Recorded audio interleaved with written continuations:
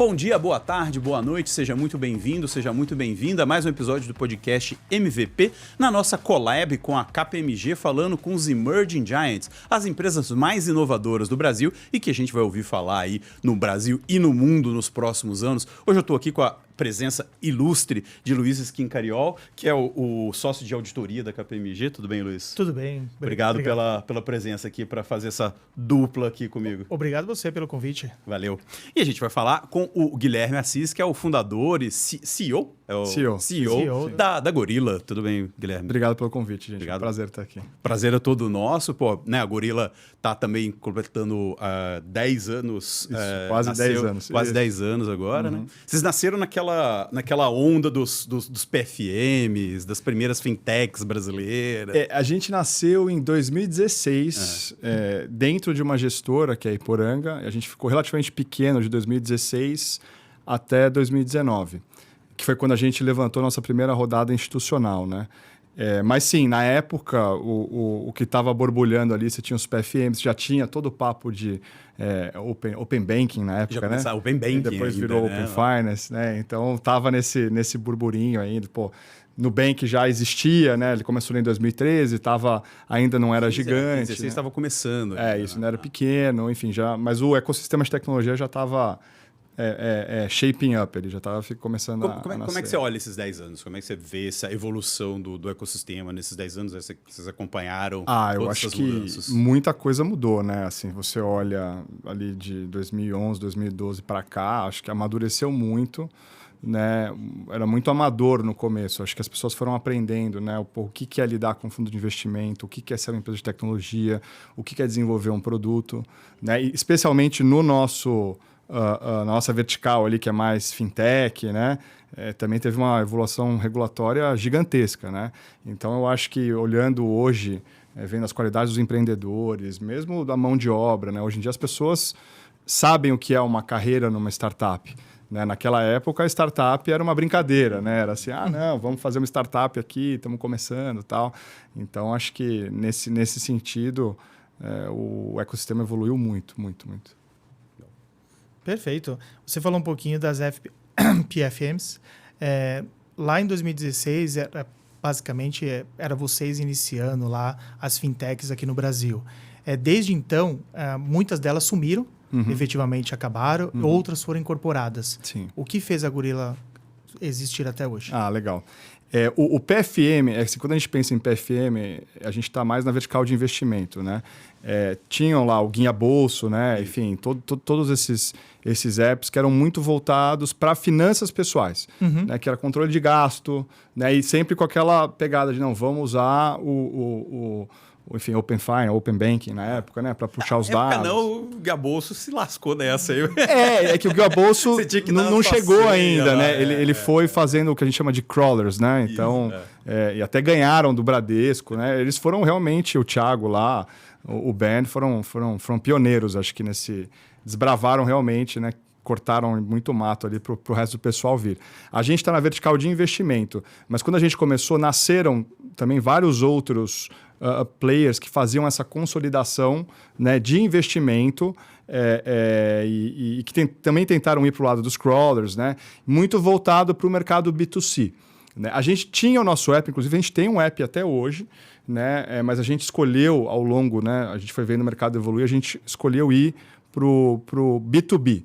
Né, que é atender escritórios de investimento, instituições financeiras. Isso que permitiu, eu acho que a gente, né, chegar aqui onde a gente está agora, que meio que foi se adaptando aí a como a indústria de investimentos foi mudando ao longo dos anos. Como é que vocês viram o B2B? Porque tem muita gente que faz, né? Muita startup que faz essa migração de B2C para B2B, né? Sim. É quase comum.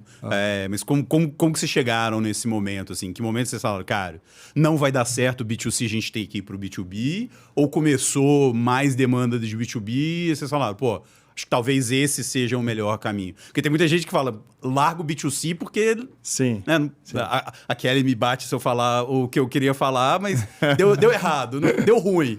Vou largar esse B2C, vamos tentar B2B. Mas tem gente que fala, pô, a oportunidade é melhor aqui. Sim. Como é que foi esse momento? Acho que assim, a gente tinha sempre uma visão de que B2B era um mercado que tinha um potencial grande. Né? Até porque a forma como, né, o negócio da XP se desenvolveu, né, você tinha lá o business também de multifamily offices, então a gente sabia que tinha uma demanda ali, mas a gente sabia que para chegar lá a gente precisava de um produto muito mais sofisticado, né, do que o produto inicial ali que a gente estava entregando para B2C.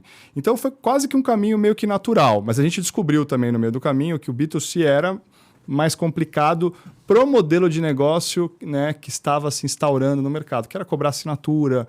Né? A gente até, enfim, tinha o app de graça naquela época e manteve o app de graça até hoje. Testamos com alguns planos pagos, vimos que não iam ter tanto potencial e aí nosso produto foi evoluindo, a gente viu que tinha espaço para realmente entrar no mercado B2B. Então, não diria que foi um pivô, mas assim, como startup você tem que estar o tempo todo, né, acessando aonde estão as oportunidades, como que o mercado vai evoluir para se posicionar. E aí foi um posicionamento quase que natural que a gente foi assumindo ali. E o que mudou? Como é que foi isso? Como é que foi a adaptação de vocês mesmo? Como tech, como atendimento, como estrutura de empresa? Eu acho que o que mudou é que a barra para atender o B2B a gente sabia que teria que ser mais alta, né? Então a gente teve que desenvolver ou investir bastante ao longo desse tempo em software mesmo, porque você está falando que é uma ferramenta de trabalho, né? Diferente de você estar entregando um aplicativo para o consumidor final, né? A gente está lidando com investimento, que é um negócio que lida com o dinheiro das pessoas, né? Então a barra para o B2B é mais alta e a gente sabia disso, né? E teve que, acho que investir bastante nisso, teve que se reinventar no meio do caminho também. E eu acho que isso aconteceu com outras startups, né? Porque as coisas acontecem mais devagar do que a gente gostaria, né? Tanto a evolução regulatória, né? Como o próprio Open Finance, né? E a própria maturidade da indústria para entender um pouco o problema que a gente estava resolvendo, que é esse problema de consolidação de investimento. Né? Então, acho que foi um mix de tudo ali. Né? A gente viu uma oportunidade, a gente viu que o mercado estava se transformando, a gente teve que se reinventar um pouco ao longo do tempo para sobreviver, né, até aqui.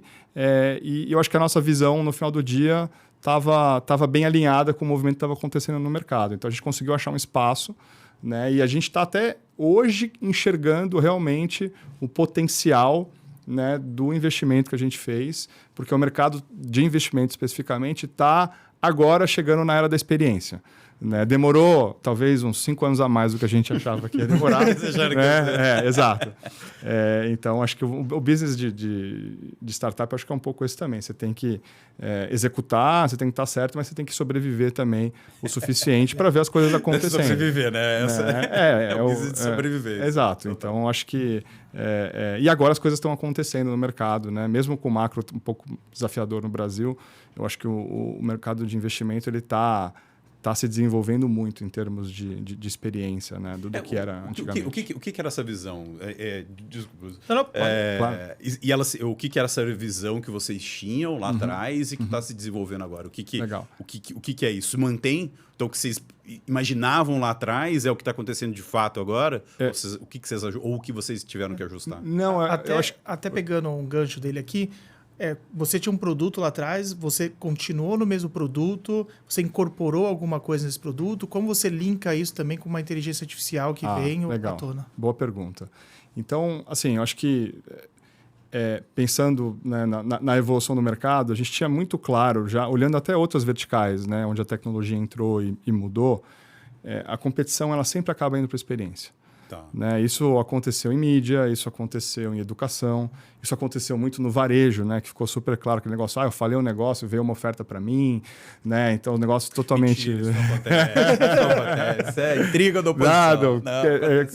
Informação cruzada, enfim. Então a gente sabia que isso eventualmente ia chegar no mercado de investimento, que é o mercado que a gente atua. E dado, enfim, o meu background, o background, né, dos meus sócios ali, do mercado de investimento, no mercado financeiro, a gente sabia que para você entregar uma experiência de investimento relativamente boa, você precisa resolver este problema, que é o que a gente resolve, que a gente chama que é o problema de consolidação/cotização. O que é esse problema? É basicamente você pegar dados transacionais de investimento, modelar os produtos que existem e transformar isso num portfólio.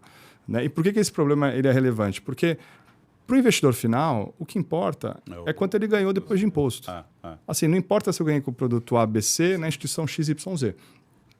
Então, isso foi meio que a base de tudo, né, que a gente surfou para chegar até aqui.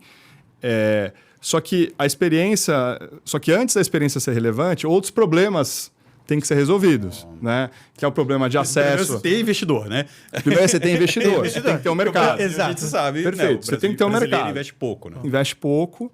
Tem a ver com a poupança, tem a ver com a poupança, né, do cidadão médio.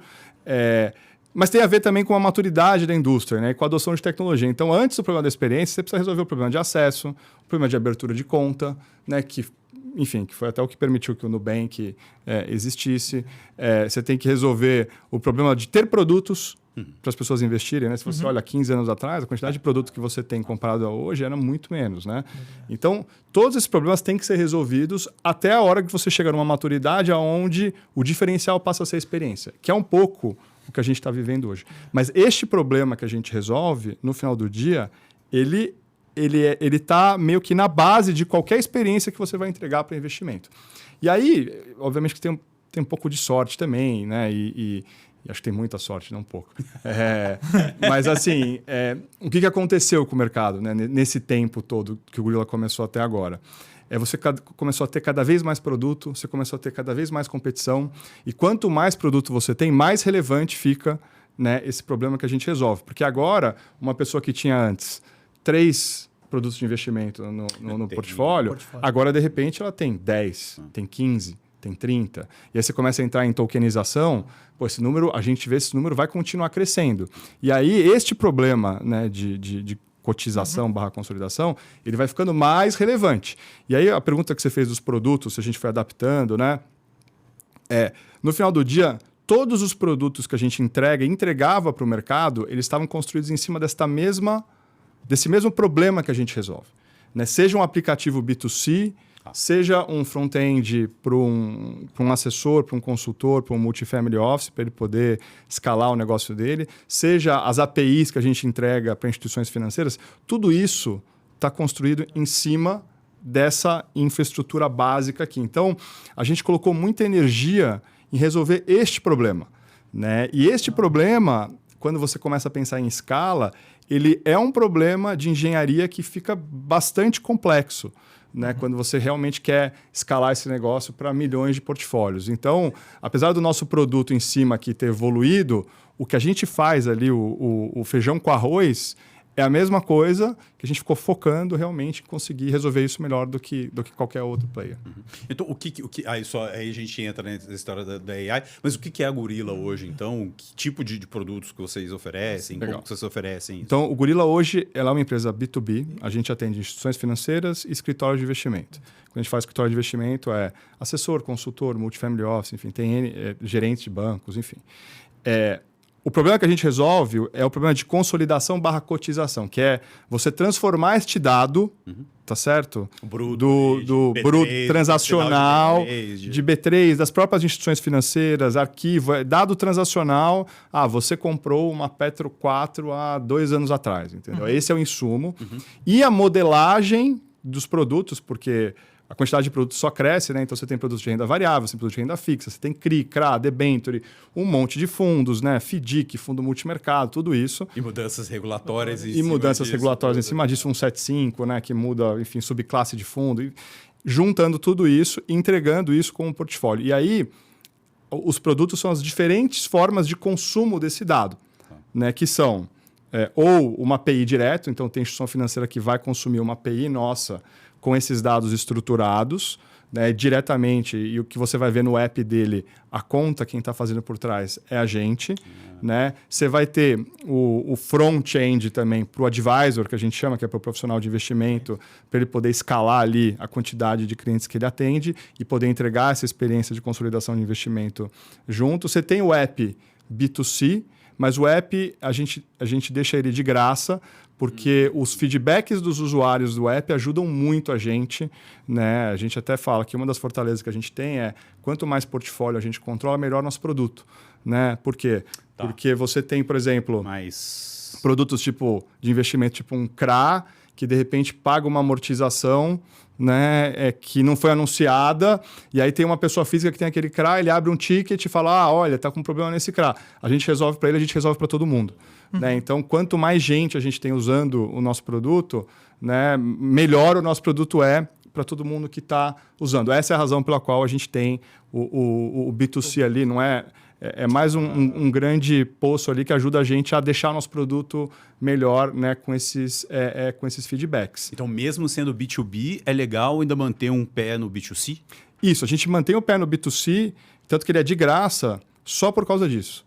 Né? Porque a gente tem feedback de cliente, até feedback de usabilidade é bom também, né? Mas esse problema que a gente resolve de cotização / consolidação, a gente aprendeu ao longo do tempo que você não resolve o problema, você precisa construir uma máquina que resolve o problema. Né? E isso faz parte desta máquina que resolve o problema. Tá. Porque o feedback do usuário, né, quando você tem algum problema com market data de algum lugar que veio errado, ele abre, ele ajuda a gente a ir endereçando cada vez mais e deixando o nosso produto melhor. Né? Então, essa é a dinâmica. Legal. E aí, como é que entra na AI? Antes de entrar na AI, eu queria seguir um pouquinho no B2C. Como a maioria dos nossos ouvintes também vai ser pessoa física, qual a vantagem efetiva de uma pessoa acessar o app de B2C? O que ela vai ter de entrega da Gorilla? Legal. Investimento, sugestões? É simples, é consolidação de investimento para você saber aonde você está ganhando, como você está ganhando, qual que é a rentabilidade em relação ao benchmark, né? Você entender qual a exposição que você tem aos diferentes produtos de investimento, porque uma coisa até que muita startup fala, mas vale para a pessoa física também, você não consegue melhorar o que você não mede. Né? O investidor, você tem um viés muito grande que você observa, que todo mundo fala, eu ganhei em tal coisa, mas você ganhou mesmo? Né? Será que você ganhou mesmo? Ainda mais no Brasil, né? Será que você está ganhando mesmo? Isso é importante, porque quando você está tomando decisões, às vezes esse viés leva a gente a achar que tá uma coisa acontecendo, quando na verdade é outra coisa que está acontecendo. Né? Então, o que a gente faz é exatamente endereçar, né, esse problema num mundo onde a quantidade de opções é cada vez maior. Né? E fazendo isso, a gente ajuda a simplificar também o mundo de investimento para as pessoas. Né? Quando a pessoa vai lá e compra um produto que é super complexo, no final do dia, o que sai daquilo é uma rentabilidade. A pessoa vai ganhar, vai perder, vai bater o benchmark, não vai bater o benchmark, não importa, né, o quão complexo é o produto. Então, é importante ela enxergar aquilo até para saber, olha, perdi dinheiro nesse produto. Comprei um COI, sei lá, todo mundo fala dos COIs. Né? Bate na madeira, por favor, desculpa. Não compre COIs, mas tudo bem. Tem COI bom, viu? Não, eu tô falando sério. Assim, polêmica. Não é polêmica, é que vira instrumentos, quando às vezes são mal utilizados, acabam pegando uma fama ruim, né? Mas tem COI que dá exposição a coisas que são interessantes a preços justos, né? Legal. Mas é difícil de você chegar nessa informação e saber. Mas é importante fazer o parênteses aqui, porque nem todo COI é ruim. Mas então acho que assim, e tudo, de novo, tentando simplificar a experiência, né, para a pessoa, isso é uma forma de educação. Tá. Né? Educação não é só você ir lá ensinar como funciona, você mostra de uma forma mais didática, né? Que é um número só, não são 200 produtos, você não tem que explicar. Isso ajuda as pessoas a entenderem o que está por trás do que elas estão fazendo. Né? Então, isso é bem legal. Perfeito. Então, significa, pelo CPF da pessoa, você captura todas as informações que ela fez de investimento durante a vida dela, vamos pensar no ano, você traz essa informação para ela e disponibiliza o dado. É isso. E eu trabalho o dado antes de disponibilizar, né? Porque uma coisa é eu ter o dado, que a gente pega, por exemplo, da B3 lá do SEI, que é o dado transacional. Eu pegar todos esses dados transacionais e mostrar para a pessoa, ela não vai saber o que fazer com isso. Além disso, eu preciso modelar os produtos, que daí você ter preço de todos os produtos todo dia e transformar isso num portfólio, né? Que é mostrar um gráfico de como o portfólio dele está indo em relação ao benchmark, ou qual que é a contribuição de resultado de um produto específico dentro de um portfólio. Esses produtos você está ganhando, esses produtos você está perdendo, né? A sua alocação de risco em classes de ativos, então renda variável você tem tanto, em fundo multimercado tem tanto, em crédito você tem tanto. Então, você pegar tudo isso, mastigar e entregar dessa forma para ficar mais fácil da pessoa entender. Perfeito. Pode. Aí, voltando até a pergunta, então você tinha todos esses dados que eram complicados você buscar essa informação efetivamente no mercado. Aí veio a inteligência artificial, ao qual você efetivamente consegue capturar esses dados com uma força de que você gastava 2 horas, hoje 3 minutos para você trazer essas informações. E o que isso mudou efetivamente para vocês? Inteligência artificial, para a gente, enfim, foi um negócio realmente, até agora, transformador em alguns aspectos, mas não necessariamente... vou contar um pouco o porquê disso. Né? Quando a gente acompanha bastante, né? Startup, tecnologia, a gente tem um time grande até de desenvolvedor, tá? Então a gente acompanha bastante coisa de inteligência artificial, os modelos, o negócio de adoção, a gente usa muita coisa lá dentro, né? Como ferramenta para as pessoas. Mas, obviamente, que sempre que chega isso, você olha e começa a falar, caramba, esse negócio aqui é bom, né? Olha essa resposta aqui, né? E aí vem aquele negócio, putz, será que... o meu negócio, né? Porque... agora, acho que o Claude, foi o Claude? Não, qual que tem? Que tem agora já o de finanças e tal. Teoricamente, o Anthropic, né? O Anthropic que tem o Claude Finance, né? Isso. Teoricamente, ele substituiria o que vocês fazem. Aliado com o Open Finance, ele substitui o que você faz. Então, mais ou menos. Aí esse que é o ponto, né? Porque aí a grande pergunta que a gente fez é, será que o nosso business está ameaçado, né? E isso que eu vou falar não tem nada a ver com design, porque, quando a gente começou o Gorilla, a gente nem... inteligência artificial, legal. Era um negócio do dado que chegava lá, que a gente achava que estava ouvindo a gente, enfim. E o que a gente faz no final do dia, né? Ele é complementar, ele não é ameaçado pela AI, né? Por quê? O Gorilla é uma grande calculadora. Né? Uma calculadora tem que ser rápida, barata e determinística. Né? 2 mais 2 igual a 4. Ponto. E tem que ser barato isso. Né? Não dá para rodar um modelo para chegar nisso, ainda mais quando você está pensando em escala. E tem que ser rápido. O AI, os LLMs, né? Eles são modelos probabilísticos. Né? Não são determinísticos. Né? E para o AI dar boas respostas, eles precisam de informação boa, determinística. Né? Então, o que aconteceu? Né? Qual que é a oportunidade que a gente viu aí? E quando a gente começou a implementar isso e levar para o mercado, que foi até recentemente, a gente começou a enxergar o potencial que o AI tem para o nosso negócio. E não é capturar dados, tá? Capturar dados... De novo, o AI ele é probabilístico. Ele pode ajudar com algumas coisas, tá? Mas a gente ainda depende, né, que é o que eu falei da maturidade tecnológica do mercado, para entregar um dado de qualidade para a gente. Porque você comprar 500 petros a R$32, sei lá, 2 anos atrás, isso é uma informação determinística e clara ali, né?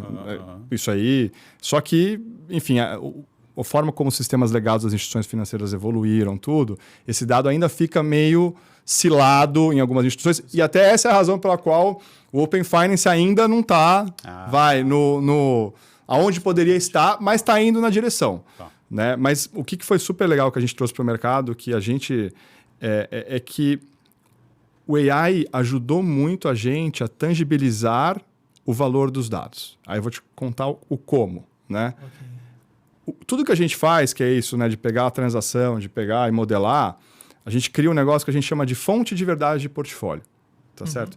Que é um lugar único onde a informação daquela pessoa está lá, tá certo? E todos os dados de rentabilidade, né, de exposição, de resultado, tá tudo ali super granularizado. Você pode escolher datas aleatórias ali que você quer ver, ele vai te trazer tudo bonitinho, rápido. É isso, esse é o nosso bread and butter, é isso que a gente faz. A Anthropic, né, que é uma competidora do OpenAI, o OpenAI tem o ChatGPT, a Anthropic tem o Claude. Tem umas outras ferramentas, muito desenvolvedor usa, inclusive o Claude Codes. Assim, o modelo é super bom, tão bom que eles até levantaram uma rodada de uns $13 bilhões recentemente, acho que há um mês atrás. Né, para competir mesmo, né, com musculatura nesse mercado. Eles criaram um negócio que chama MCP, que é Model Context Protocol, né, que basicamente ele é um protocolo, né, que permite que você contextualize dados. Né, e a gente implementou este MCP Server, que eles chamam. Então, o que a gente fez? Como a gente tem uma API que a gente investiu, que é super bem documentada, performática, permissionada, para a gente foi até relativamente simples a gente pegar e criar uma camada onde a gente conta, tá certo? Para os modelos, o que é o Gorilla. Então, o Gorilla é um consolidador, esse endpoint da API faz tal coisa, ele serve para tal coisa. É literalmente uma contextualização quase que escrita, né, do que a gente faz e do que cada dado lá dentro representa e por quê. E aí a gente expõe isso. Né? A hora que a gente expõe isso, o que isso permite? Permite que qualquer modelo, né, ou agente de IA procure você, converse com a gente. Converse com o portfólio do cliente. Tá? E aí isso permite que você faça perguntas do tipo... o portfólio do Brigato, como que ele performou durante a guerra ou durante o conflito entre Israel e Irã? Nas últimas 2 reuniões do Copom, qual foi o impacto disso no portfólio do cliente X? Né? Ou seja, você, de repente, dá um salto de pegar esses dados e conseguir contextualizar com um monte de outras coisas. Tá. Você pode contextualizar com reuniões que você teve com aquele cliente que estão lá num CRM. E aí, cara, assim, o impacto disso para as pessoas de negócio entenderem o porquê o que a gente faz é relevante, assim, muda da água para o vinho. Interessante. Né? E até uma analogia, teve a Febrabatec esse ano, estava num painel, a gente estava discutindo, né? Que... Pô, se você... o ChatGPT tem o quê? 3 anos? Já? Começou... 3 anos, 23, anos, né? É 23. 23, isso. Que foi então, o boom ali. 2, 3 anos. 3, isso, 2, 3 anos. Cara, se antes do ChatGPT você sentasse com alguém para explicar o que é um LLM, o que é um modelo de AI, os caras iam olhar para a tua cara e iam falar, esse cara é um puta de um louco. Esse cara tá falando. A hora que você entregou um chat na mão das pessoas e o cara começou, pode até... O conceito por trás, pode até o cara não... Mas o cara entende o que é. O cara fala o que é o ChatGPT. O ChatGPT, o AI é isso aqui. Eu consigo conversar com o AI, olha só. E aí está acontecendo a mesma coisa, né? Porque a gente sempre tentava explicar o porquê que o problema que a gente resolve é complexo. A gente nunca conseguia para o cara de negócio. A hora que você coloca um modelo conversando com os dados e isso traz uma resposta que é extremamente relevante para ele entregar, né? E aí que é a era que a gente está entrando agora, né? Uma personalização para o cliente dele, cara, o cara entende na hora, entendeu? Então, eu acho que assim, o movimento de AI para a gente, ele vem muito mais como agregador. Trazer luz para o valor do problema que a gente resolve, né? E aí como que a gente potencializa isso, e aí tem um caminho gigantesco que dá para fazer, né? Do que, não, ele vai substituir aqui, porque... Esse problema que a gente resolve não é eficiente você substituir com AI. Entendeu? E por que vocês escolheram o MCP? Por que vocês foram na Anthropic? Como é que foi essa escolha? A gente acompanhava os modelos e o modelo da Anthropic já era um modelo que a gente usava muito para os desenvolvedores. Né? E eles foram os primeiros a criar esse protocolo. Eles criaram um protocolo, a gente falou assim, vamos testar aqui. A gente implementou e, o negócio funciona, e funciona bem pra caramba. E o modelo da Anthropic já é bem testado. Enfim, a gente acompanhava as alucinações dos modelos, fazia vários testes, né? Tem vários tipos de modelos diferentes. E o deles, assim... Só que não é nem o modelo deles que a gente está usando. Com esse MCP, você pode usar os modelos do OpenAI, você pode usar o Grok, você pode usar qualquer modelo. Tá. É só uma camada que permite que os modelos conversem com o gorila, entendeu? Ele é quase, então, a API para os modelos, assim. Para os agentes de IA. Que é exatamente isso. Porque antes você vai integrar com... A era das APIs. Bom, você viveu isso, né? Todo mundo, API, API para cá. Tudo bem, mas o cara para integrar com uma API, você precisa você ler a documentação, você precisa testar, você precisa ter um time técnico ali que vai. Com isso, você já dá isso contextualizado. É como se chegasse uma pessoa e este protocolo dá a documentação para essa pessoa ler, só que isso tudo acontece assim. Entendeu? O cara chega, já lê, já entende, já começa a usar e já começa a fazer pergunta, entendeu? Por isso que... E aí o poder do modelo começa a destravar o valor, né, dos dados, contextualizando isso com outras coisas. E aí, como é que está sendo a apresentação disso? Ou como é que, né, você falou que facilita? Mas porque aí até um pouco desconhecimento, mas esse mundo dos agentes autônomos e tal, dos escritórios, não me parecem ser caras muito tech-savvy, que investem muito em tecnologia e tal. É um mercado também que você tem que ir lá e criar essa cultura. Sim. É um mercado interessante, né? Sim. B2B e tal, mas é um cara que você tem que ensinar a contratar tecnologia, eu imagino. Sim, mas o mais louco é que você não precisa ser tão tech-savvy para você usar isso. Assim como você não precisa ser tão tech-savvy para usar, por exemplo, o ChatGPT. Tá bom. Tá? E você tem várias ferramentas hoje que são conhecidas como ferramentas de workflows, né? Tipo, eu não sei se você já ouviu falar do Zapier. Tem uma que chama N8N. Então, o N8N, você consegue criar workflows e colocar um agente ali no meio. E é tudo... drag and drop. E você pluga. Você não precisa ser, sabe, um desenvolvedor. É muito mais fácil do que o cara conseguir integrar com a tua API. Entendeu? Que é muito mais simples. Ele vai lá, cria um fluxo e já começa a conseguir extrair valor de cima disso. Você está decretando a morte das APIs, Guilherme? Não, mas, então, esse que é o negócio, né? Muita gente falava que AI é bom para dado desestruturado, e realmente é muito bom para dado desestruturado, mas dado estruturado vai continuar sendo super importante, né? Quando você está falando de dados que precisa, que nem uma calculadora. Né? O LLM, hoje, quando te dá uma resposta de uma calculadora, ele não vai lá e vai fazer o reasoning, né, de por que 2 mais 2 é 4. Ele vai acessar uma ferramenta que vai dar vai dar a resposta, que é uma calculadora. Né? Então, enfim, eu acho que a evolução... E aí, cara, assim, o que dá para fazer em cima disso, acho que a gente está bem no comecinho. Tanto quando me perguntam, eu acho que AI é um negócio que ainda é underhyped.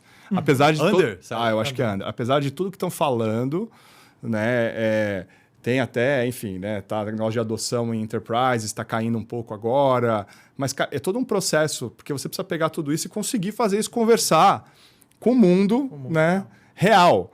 E as aplicações passam a ser onde você cria também as barreiras de entrada, né? Não é simplesmente ligar um modelo lá e tudo vai acontecer. E aí você ter o dado estruturado começa a ser importante, você ter um dado proprietário começa a ser importante, metadado, enfim. Então, a gente vai realmente começar a enxergar esse negócio nos próximos anos evoluir, e aí todo esse potencial que está sendo precificado agora vai começar realmente a ser entregue e aparecer, e assim, aí acho que tem muita coisa que pode acontecer. Luiz, você que estava no Vale, você ficou, quanto tempo você falou? Fiquei 2 anos e meio no Vale. Você concorda? Não, eu concordo. Na hora que você olha efetivamente AI lá atrás, ninguém falava nada. Eu cheguei basicamente em São Francisco, AI estava começando. Não tinha ainda a vivência que a gente teve hoje. O pessoal fala assim, tem uma inteligência artificial. E fala assim, essa inteligência artificial vai servir para quê? O que é o ChatGPT?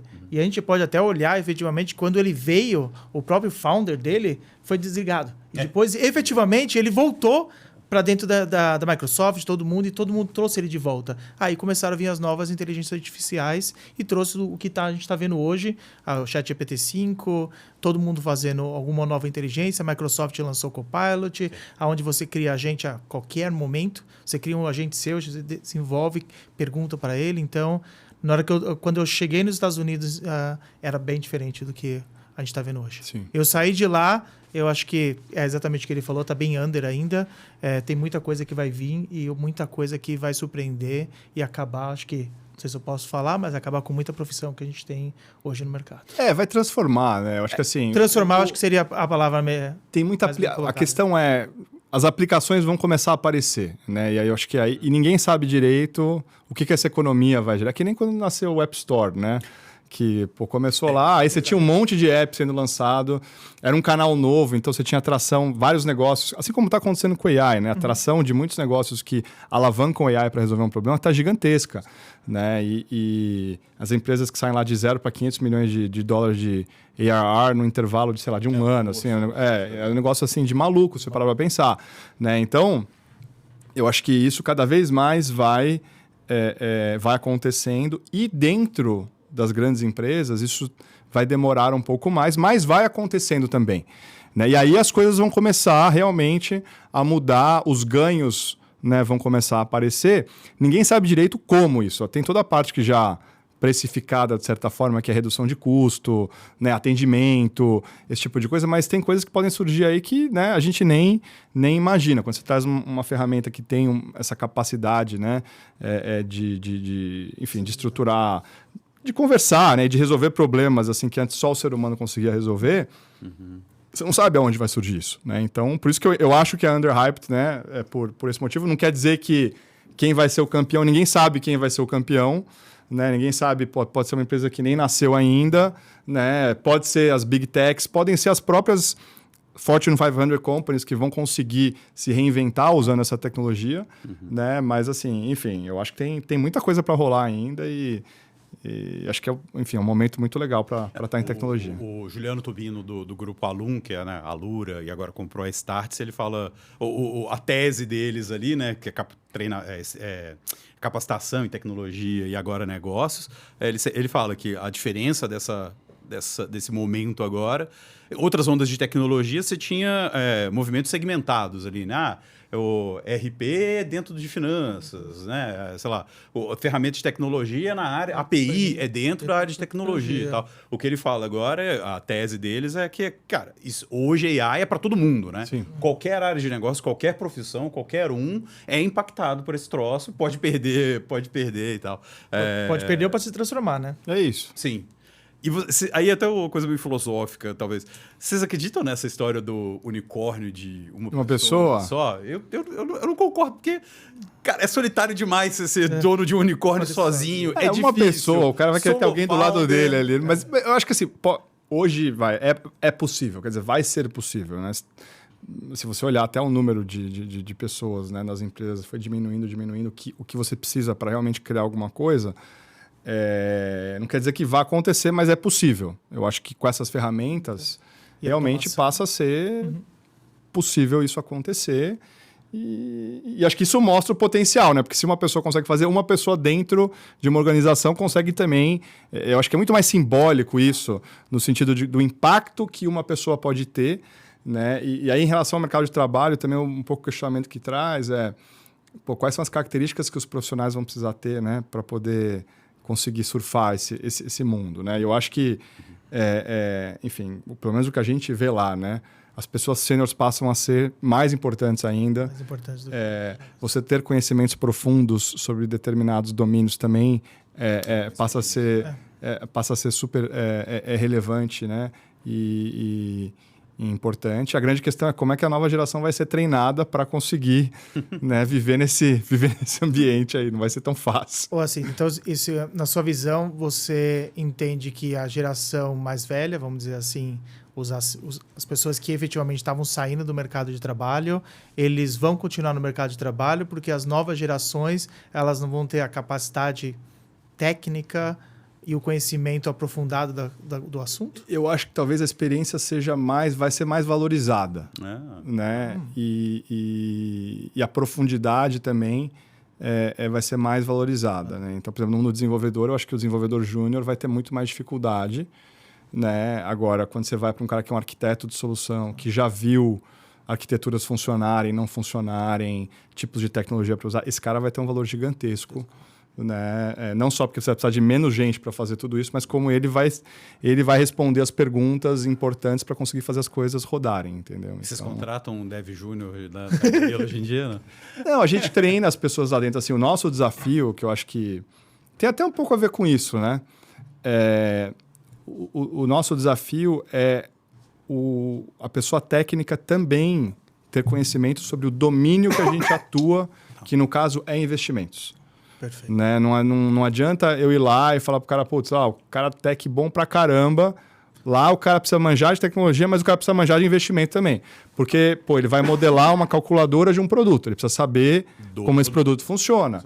Né? Ele precisa saber como que a nossa indústria opera, né? Para saber se o que ele está fazendo, qual que é o impacto que isso vai ter.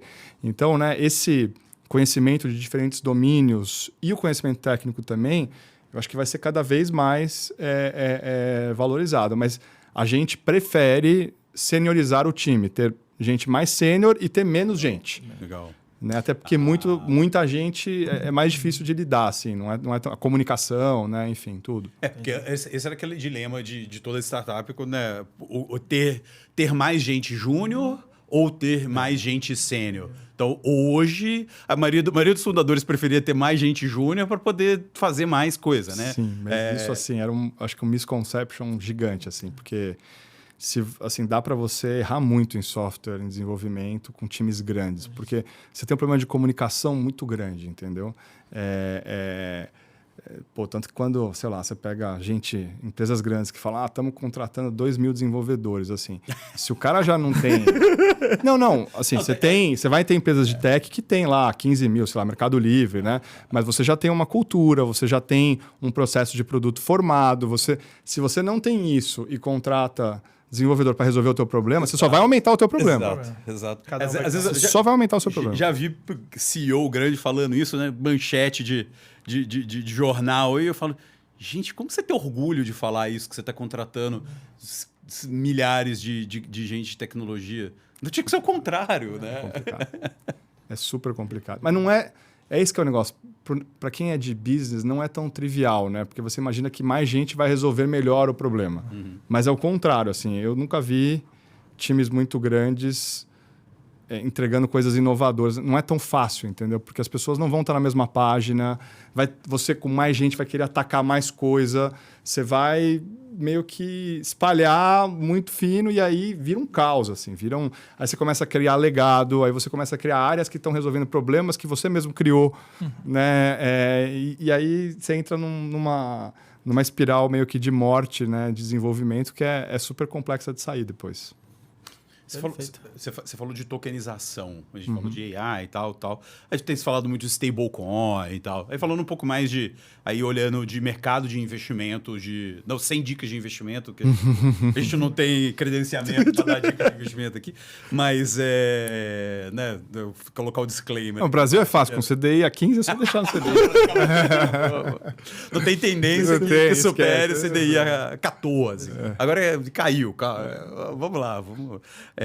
mas o que está movimentando hoje, né, os escritórios, o mundo de investimento e quais são as tendências que tem que ficar, né, como investidor ou como agentes mesmo, né, os seus clientes, o que tem que ficar ligado? Eu acho que assim, tokenização é um negócio que a gente acredita muito, né? Eu acho que está muito no começo ainda, apesar de existir há bastante tempo, né? Eu acho que o mainstream, né, que já está começando a parte de tokenização de ativos de renda fixa, né, mas conforme o mercado vai ficando mais acostumado com isso, cara, é uma ferramenta para distribuição que ela é, assim, perfeita.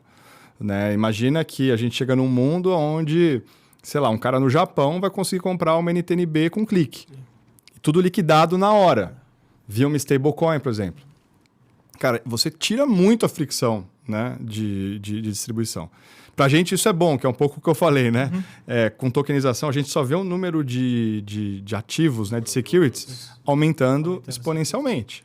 Né? Porque agora você vai ter acesso a produtos do mundo inteiro, diferentes produtos, né? E aí as pessoas vão ter cada vez mais coisa, né, no portfólio delas e elas vão precisar entender o que está acontecendo. Né? Mas se você tira a fricção de distribuição, né, cara, acho que sim, isso vai ter um potencial gigante de trazer liquidez para novos mercados, de trazer novos produtos, né, para o investidor menor, que foi muito o movimento que a gente enxergou dentro do mercado tradicional. Né? Se você olha o próprio Brasil lá atrás, 2000 bolinhas, você tinha fundos, você precisava de R$1 milhão para pagar no fundo. Né? Aí isso foi caindo, aí você chegou lá, com R$1 você consegue investir num fundo. Né? Investir no exterior, era né, horrível. Aí veio a Avenue, aí depois a Nomad, né? Puta, agora com R$100, sei lá, $100, você consegue investir lá fora. Né? Então, toda essa jornada, a tokenização leva isso para o extremo. Né? Do tipo, você pode comprar qualquer coisa em qualquer lugar, né? Esse negócio liquida e você pode receber dividendos em stablecoins, você pode transformar isso em dinheiro, ou eventualmente até pagar com stablecoin. Então, assim, só que na parte da adoção do mercado ainda tem um caminho para isso acontecer, porque você tem que conversar com regulação também, que acho que até o Brasil está avançado nesse negócio, né? Assim, ainda tem várias preocupações aí, né? De lavagem de dinheiro, né, até os casos de fraude que tiveram aí, o dinheiro escapando, né, ali das contas reserva e eventualmente indo para cripto e sumindo. Né? Então, assim, mas a gente acha que é um caminho sem volta isso aqui. Né? Isso aqui vai realmente ser para onde o mercado de investimento vai caminhar. Perfeito. Vou pegar dois assuntos que você comentou, um pouquinho o crescimento da sua carteira e um pouquinho da captação que você comentou anteriormente. Quando a gente fala de captação, sua última captação foi lá em 2021, em torno, acho que se eu não me engano, foi 100 milhões de série B. Desde então, vocês não fizeram nenhuma captação significativa. Sim. Isso significa que vocês chegaram no break-even, vocês trazem resultado já ou ainda tem um caminho a seguir? Bom, a gente deu sorte de novo, né? Sorte é importante. A gente estava ali... Foi final de 2021 e o inverno começou em 2022. Janeiro de 2022 o inverno já estava ali, né? E aí, assim, o que a gente fez foi ser diligente com o dinheiro que a gente tinha. Né? A gente sabia que tinha um caminho ainda, tanto de construção de produto como de amadurecimento do mercado. A gente ainda não chegou no break-even, mas, enfim, a gente tem um caminho para isso. E é isso. A gente não procurou também porque o mercado esfriou e aí também não fazia sentido. Né? E agora os astros estão se alinhando, né? Eu acho que em termos de tração do mercado, em termos do que está acontecendo com a nossa indústria, em termos do nosso próprio produto, né? Para a gente pensar, legal, quais são os próximos passos que a gente quer tomar. Mas é um business de sobrevivência, né? É o live to die another day. E construindo, enfim, e inovando e vendo realmente qual que é o teu papel nesse ecossistema, né? Qual vai ser o teu moat também, né? A sua defensibilidade, que eu acho que na era de AI isso é uma discussão gigante, porque todo mundo fala, cria lá uma empresa de AI que é um wrapper em volta, né, do modelo lá do OpenAI ou do modelo de alguém. O modelo já faz muita coisa, né? Então, o que é o modelo, o que é o negócio? Como que esse negócio é defensável, né? Então, você tem que ir construindo tudo isso para realmente ter um case de ter uma empresa grande, entendeu? Então, é nesse ponto que a gente está agora. Assim, acho que os astros estão se alinhando. E eu acho que também é a questão do... Às vezes, principalmente ali naquela onda até 22, como você falou, que as pessoas, todo mundo deixava de lado o fator tempo, né? O tempo é importante. Você precisa de tempo para amadurecer, né? Pô, Nubank, que você comentou no começo. 2013 que começa. Pô, 2023 que o Nubank vira, né? 2021 IPO, ok? Mas, cara, 2023 que eles chegaram a 100 milhões de contas. Aqui. 10 anos depois que o Nubank vira o que o Nubank deveria ser, né? Sim. E que você está falando de gorila agora, né? Então, Sim. Cara, nessa pressa... Leva tempo. As coisas levam tempo. Cara, e levam tempo e assim, isso é muito... As pessoas não dão tanto valor para isso, né? Porque os bancos, por exemplo, quando olham, falam assim, não, eu tenho dinheiro, eu vou resolver ou eu compro alguém. Né? Assim, cara, o dinheiro só não resolve. Você precisa de tempo, você precisa de foco.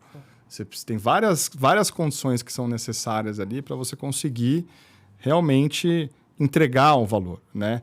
E acho que isso, por isso que empreender no final do dia, hoje em dia se fala muito, acho que está certo, de resiliência, né? Porque as coisas demoram muito mais do que a gente imagina que vão demorar, né? Tanto internamente como, né, o mercado em si. Então, você precisa ter um pouco, né, de estar enxergando isso, de estar vendo as coisas acontecendo e de ter paciência, né, para o momento que isso acontecer, você está posicionado para surfar. Pra pegar essa... né? E não é uma coisa linear também, né? Então, eu acho que é um pouco isso, né? A gente, de novo, deu sorte até se a gente levantasse um ano antes, talvez a gente não teria sido tão diligente quanto a gente foi, né? Enfim, então isso ajudou, né? Já, em 2022 já tinha um monte de conversa, tipo, ninguém mais vai conseguir levantar, cara, você vai ter agora que construir o seu próprio... Você ser dono do seu próprio destino, né? O mercado tem ciclos, mas o ciclo pode demorar mais do que você tem de runway ali para viver, né? Então, todos esses fatores têm que ser levados ali e você está ali, juggling ali, jogando as bolinhas ali para cima e esperando as peças se encaixarem. Né?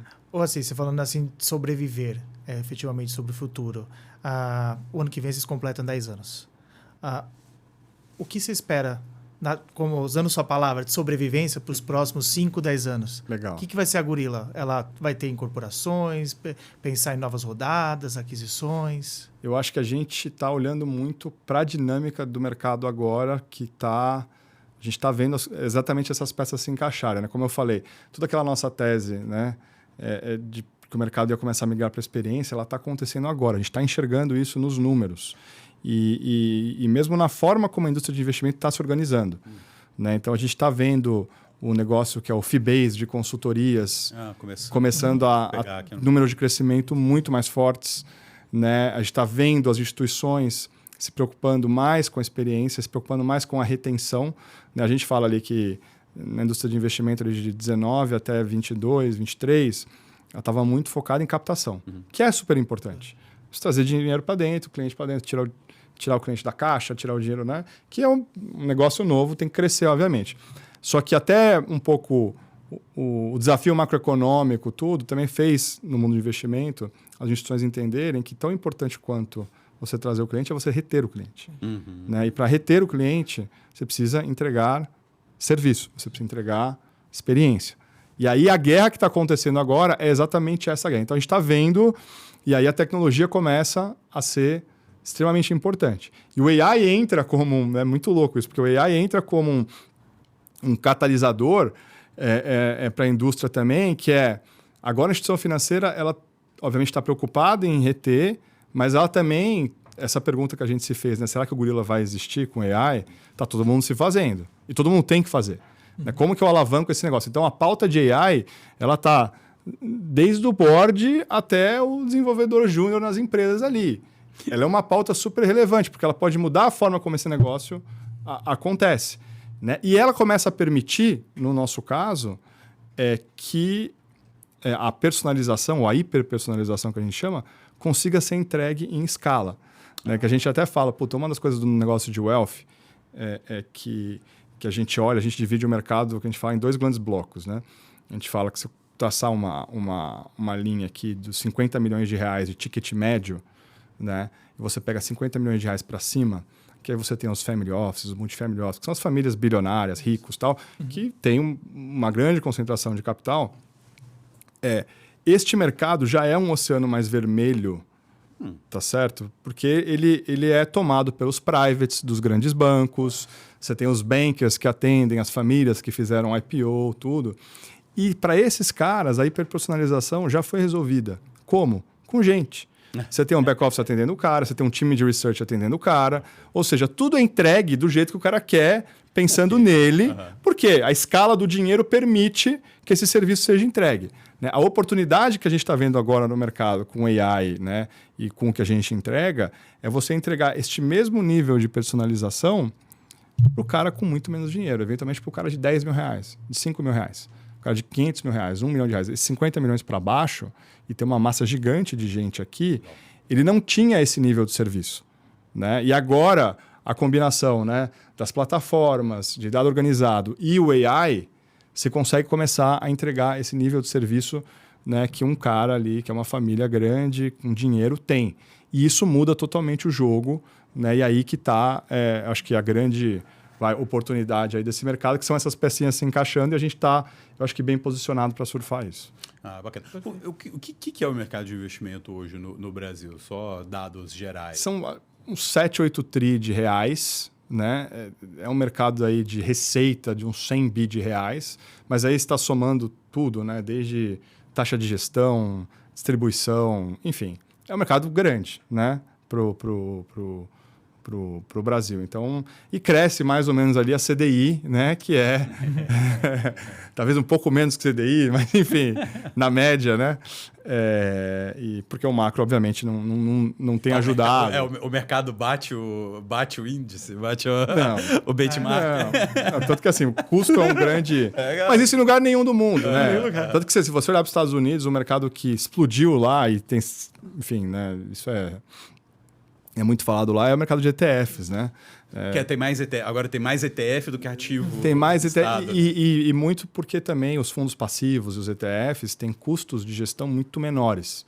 Então você teve uma migração muito, muito grande, né? Porque na média, quando você olha o portfólio de todo mundo, vai ser o retorno de mercado menos custo. Então o custo, né, a hora que você começa a ir para a escala, ele tem um fator importante aí, né, na composição do retorno médio, né, do mercado. Mas é isso, cara. Enfim, a dinâmica está interessante, porque, né, essas mudanças trazem oportunidades. Boa.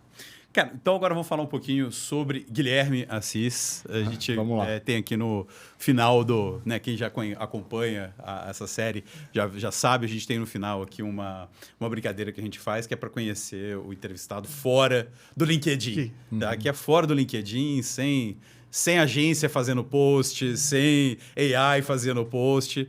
Guilherme Assis no offline, você tem... E como você está acostumado a fazer pitch da gorila... afinal, é o gorila? É do gorila. Do gorila. Você tem aqui ampulheta... Vamos lá. Para falar sobre Guilherme. Vamos ver se eu consigo. Bom, já gastou seu tempo. Não, eu vou discorrer, então. Eu tenho 44 anos, tenho 3 filhos. É isso. 2 meninos, uma menina. Um menino de 10, o Rafael. Um de 8, o Felipe. Uma menina de 6, a Isabel. E, enfim, então você já imagina que, né, além de empreender, em casa também rola o empreendedorismo. E, bom, eu adoro, obviamente, conviver com meus filhos, fazer esporte bastante. Eu gosto muito de fazer trekking e acampar com eles. É uma coisa que... Pô, Brasil tem um monte, tem a Serra da Mantiqueira, você tem um monte de lugar legal para explorar. Então, e acho que para as crianças, ainda mais nesse mundo, né, digital que a gente vive, vocês tiraram um pouco eles aí do iPad, né, da televisão, celular ainda não dou para ninguém, nem sei se eu vou dar, mas assim, colocar eles no meio da natureza, né, pô, fazendo fogueira ali, acampando, que legal. É super legal. Então, assim, eu gosto muito de atividade assim fora com eles. Guilherme Assis investe em AI no Gorila, mas deixa os filhos offline. É uma boa... Por um tempo. Eles vão ter tempo para... Deixa eles crescerem. Deixa eles crescerem. Deixa eles viverem. Exatamente. Às vezes eu falo isso com a minha filha também. Às vezes você vai ter tempo depois, né? É isso. Aproveita outras coisas agora, sim, né? Sim.